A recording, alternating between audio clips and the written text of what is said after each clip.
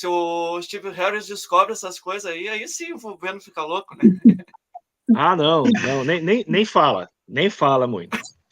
Mas a gente já pode até aproveita que a gente está falando do Steve Harris e já podemos falar um pouco, né, desses 2 discos, né, que estão fazendo também aniversário aí essa semana. Claro, 28 de agosto, né?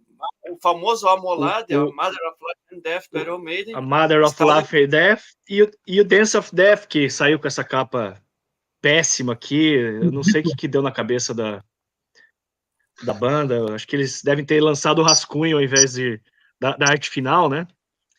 Saudades da Eric Higgs.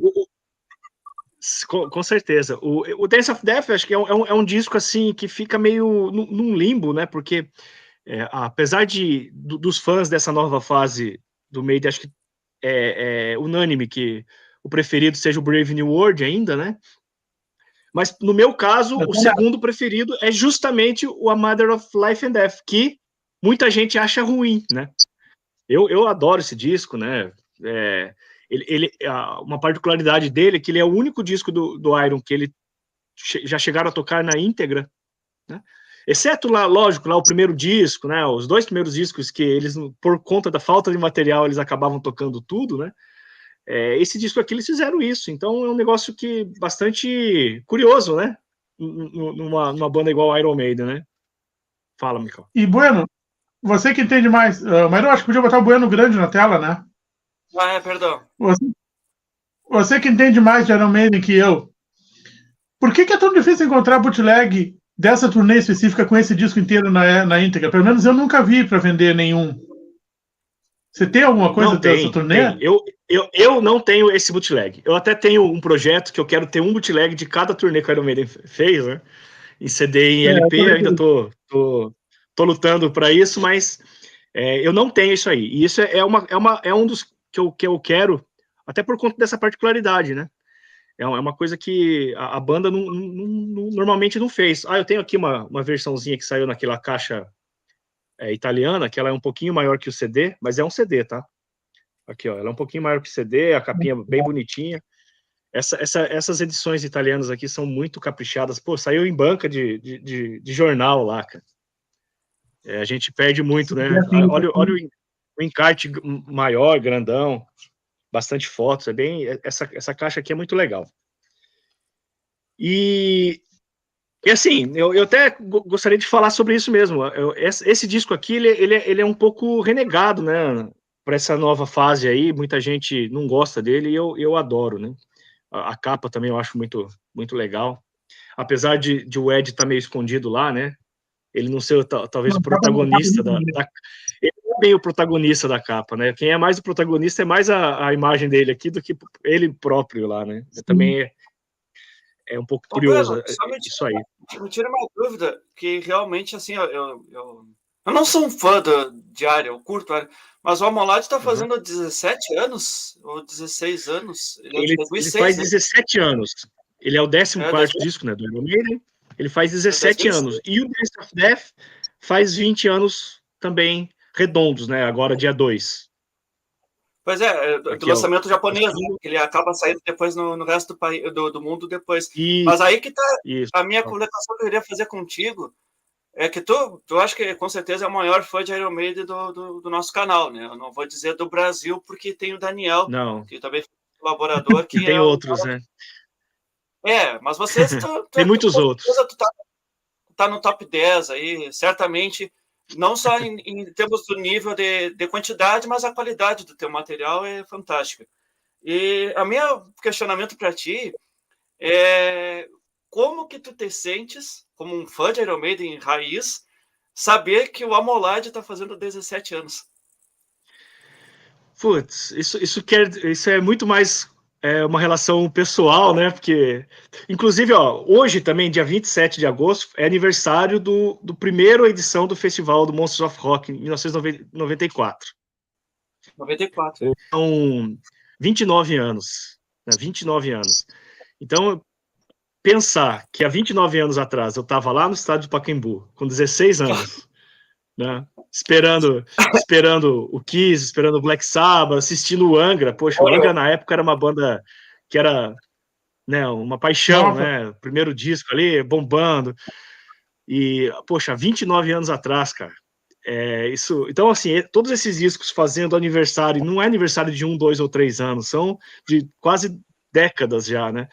Então, isso mostra, assim, que, primeiro que a gente é persistente, né? Nós estamos aí curtindo essa nossa paixão pela música aí há muito tempo. Estamos nessa estrada há um tempo, né? Nós estamos ficando velhos, né?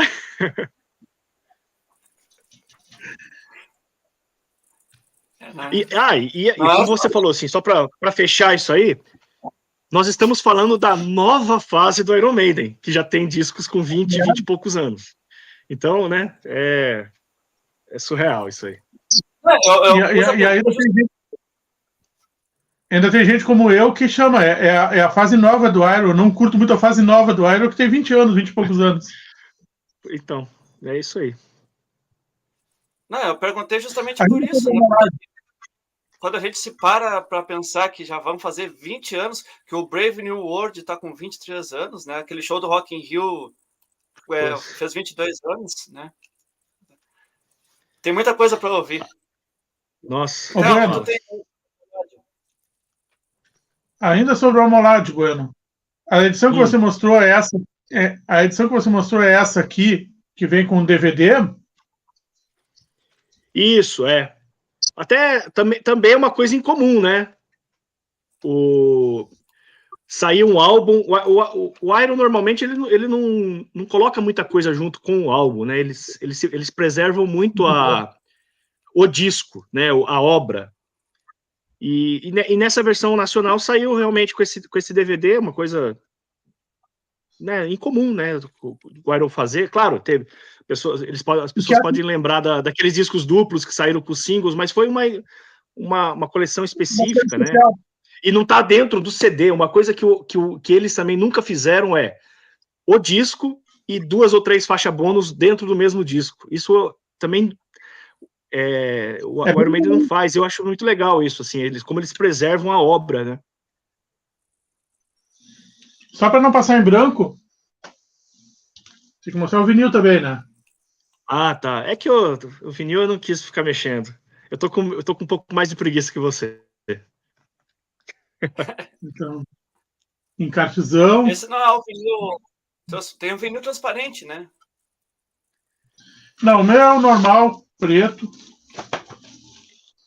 Esse tem 2 edições, né? Ele saiu com vinil preto, numa reedição, que saiu aquela caixa, até inclusive uma caixa levinho.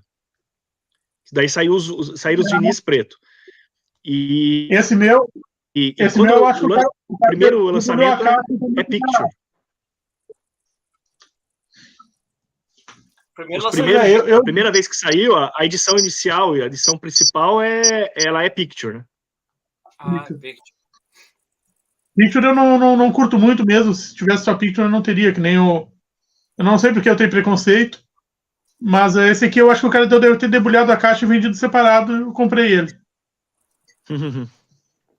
Eu lembro mas a caixa foi para quem montou só, né? Não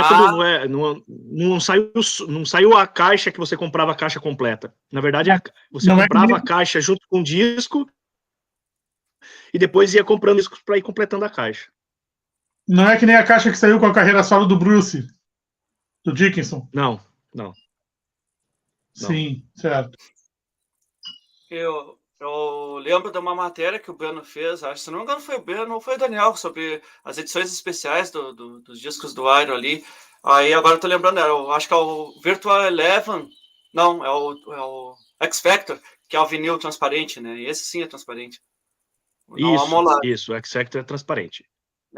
Eu tenho eles em CD aqui, aí eu até achei interessante que o Beno falou aí do rascunho da capa do Dance of Death, né?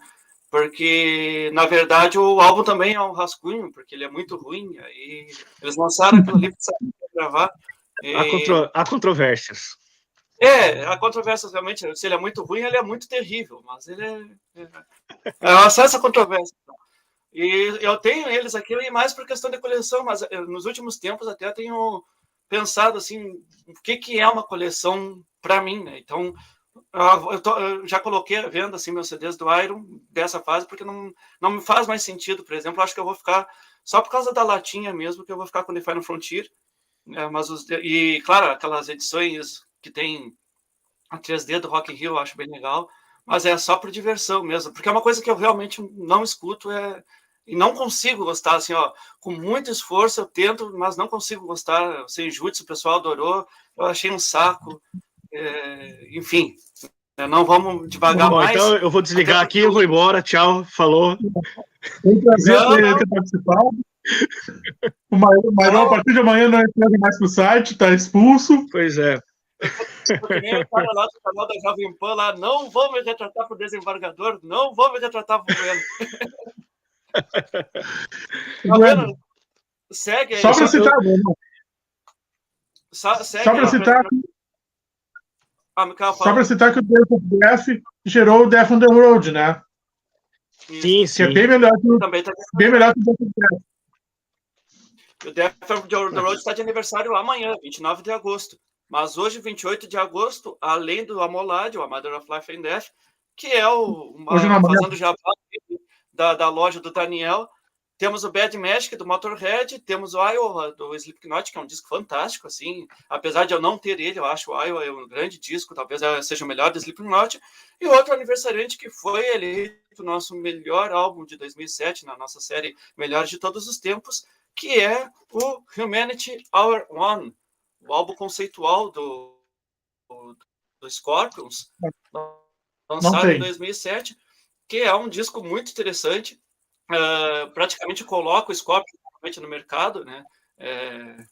Eles já vinham com aquele problema ali do Eye to Eye, que foi lançado um pouquinho antes, e 98, se não me engano, né? E aí agora, depois de 2007, eles chegam com o Humanity, que eu gostaria que o Fernando falasse também ali, tem faça aqui, Where to Fly, 3-2-1, Love is War. Enfim, o Fernando fez ali o Discografias Comentada, pode comentar melhor sobre esse grande disco do Scorpions, que aniversaria hoje também. Como eu não tenho disco, certo. Eu fiz a discografia comentada do Scorpions na época, né? Você fez a primeira parte, eu fiz a segunda. Eu até brinco que eu fiquei com a fase ruim, né, do Scorpions, né? Mas assim, esse disco aqui é bem curioso, né? Como você falou, é um disco conceitual, que é uma coisa que eles não faziam, né? Não costumavam fazer um disco conceitual, né? E quando a gente pensa assim, um disco conceitual, a gente já imagina discos de rock progressivo, a história sendo contada, climas e tal.